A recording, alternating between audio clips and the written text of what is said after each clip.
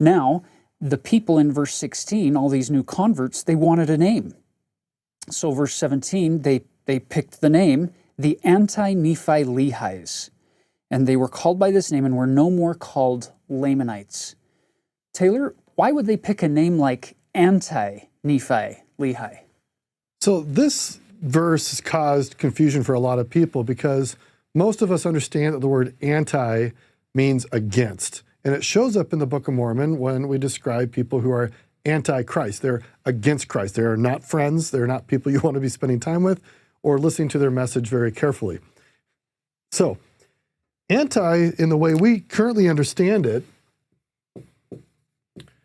comes from the ancient Greek, which just means against. But what's interesting here is that when we label somebody an antichrist, it's a description. It's actually not a name. But look at these verses, and let's look at the difference here, that people are actually taking a name upon themselves, not necessarily a description. Here's what it says, verse 17. It came to pass that they called their names Anti-Nephi-Lehis, and they were called by this name and were no more called Lamanites. So this is significant that there's something about the naming.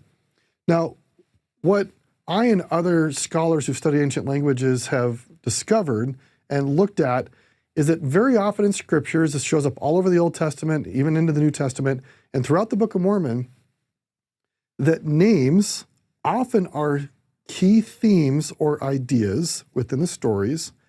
And actually in the Book of Mormon, most of the names that we see have been demonstrated to have plausible Hebrew or Egyptian meanings, which is exactly what the Book of Mormon claims of itself, which is actually quite stunning. Last time I checked, I don't think Joseph Smith started studying Hebrew until 1835. And so he wouldn't have known Hebrew or Egyptian. If people claim that Joseph Smith wrote the Book of Mormon, he could not have invented Hebrew and Egyptian names. So this is strong evidence that the Book of Mormon is what it claims to be, an ancient, authentic witness of Jesus Christ. Let's talk about what anti may mean in Egyptian. The Egyptian word enti actually means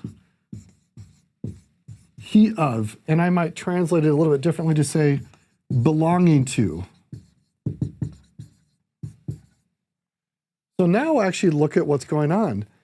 Walking away from the Lamanite name, which is a designation of the group they are in, these Lamanites have renamed themselves. They have joined with the group of Nephites who have followed Lehi's righteousness. So we would call them those of Nephi and Lehi, the righteous followers of the covenant path. That is their name. So it's not that they're against Nephi and Lehi.